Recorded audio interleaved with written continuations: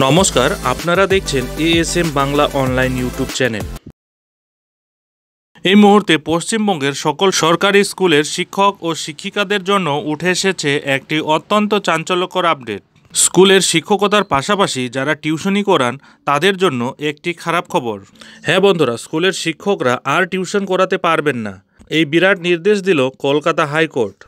একদমই ঠিক শুনেছেন বন্ধুরা। সম্পূর্ণ বিষয়টি জানতে অবশ্যই ভিডিওটি স্কিপ না করে শুরু থেকে শেষ পর্যন্ত দেখুন এবং চ্যানেলে নতুন হলে চ্যানেলটিকে সাবস্ক্রাইব করে বেল আইকনটি বাজিয়ে অল নোটিফিকেশন অন করে দিন এই ধরনের গুরুত্বপূর্ণ আপডেটগুলি ঠিক সময় মতো পেতে। বন্ধুরা, এবার রাজ্য সরকার নিয়ন্ত্রিত স্কুলের শিক্ষকদের টিউশন বন্ধের নির্দেশ দিল কলকাতা হাইকোর্ট। এই নিয়ে স্কুল শিক্ষা দপ্তরকে প্রধান বিচারপতি টি.এস. শিবগণমের ডিভিশন বেঞ্চের নির্দেশ দিয়েছে আগামী 8 সপ্তাহের মধ্যে মধ্যশিক্ষা পর্ষদ এবং জেলা স্কুল পরিদর্শককে নিয়ে প্রয়োজনীয় পদক্ষেপ নিতে হবে। শিক্ষার অধিকার আইন অনুযায়ী কর্মরত শিক্ষকদের প্রাইভেট টিউশন করা বন্ধ, কিন্তু তারপরেও একাধিক জেলায় কর্মরত শিক্ষক শিক্ষিকারা প্রাইভেট টিউশন করাচ্ছেন। বন্ধুরা, স্কুলের পিছিয়ে পড়া পড়ুয়াদের আলাদা করে পড়াতেই পারেন সংশ্লিষ্ট স্কুলের শিক্ষকরা, তবে কোনো স্কুল শিক্ষক তার নিজের লাভের জন্য প্রাইভেট টিউশন করতে পারবেন না। অভিযোগ উঠেছে কলকাতা হাইকোর্টের এই নির্দেশকে অমান্য করেছেন স্কুল শিক্ষকদের একাংশ। এই অবস্থায় গৃহশিক্ষকতার পেশায় যুক্তদের একটি সংগঠন গৃহশিক্ষক কল্যাণ সমিতির সাধারণ সম্পাদক দীপঙ্কর দাস কলকাতা হাইকোর্টে মামলা দায়ের করেন। মামলার পরিপ্রেক্ষিতে রাজ্যের সরকার নিয়ন্ত্রিত স্কুলের শিক্ষকদের প্রাইভেট টিউশন বন্ধের নির্দেশ দিয়েছে কলকাতা হাইকোর্ট।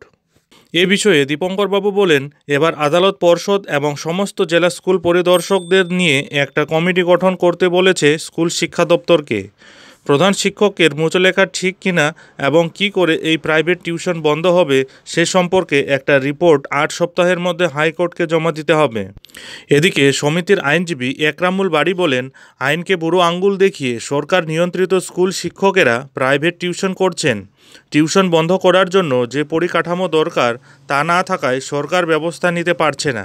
প্রসঙ্গত উল্লেখ্য, 2023-এর 1 মে মামলার শুনানির পরে আদালত নির্দেশ দিয়েছিল ওই শিক্ষকদের টিউশন বন্ধের জন্য মধ্যশিক্ষা পর্ষদকে 3 মাসের মধ্যে পদক্ষেপ নিতে হবে। স্কুলের শিক্ষকরা প্রাইভেট টিউশন করছেন না বলে পর্ষদ বিভিন্ন স্কুলের প্রধান শিক্ষকদের কাছ থেকে মুচলেখা চায়। সমিতির অভিযোগ, মুচলেখা দেওয়ার পরেও শিক্ষকরা টিউশন করছেন, তাই গত ডিসেম্বরে ফের আদালত অবমাননার মামলা করেছে সমিতি। এখন দেখার বিষয় হলো যে কলকাতা হাইকোর্টের এই নির্দেশের পর আদৌ কি সরকারি স্কুলের শিক্ষক ও শিক্ষিকারা টিউশনি করাবেন। এই ব্যাপারে আপনাদের মতামত অবশ্যই কমেন্ট বক্সে কমেন্ট করে জানাতে ভুলবেন না। যাই হোক বন্ধুরা, এখন এ পর্যন্তই।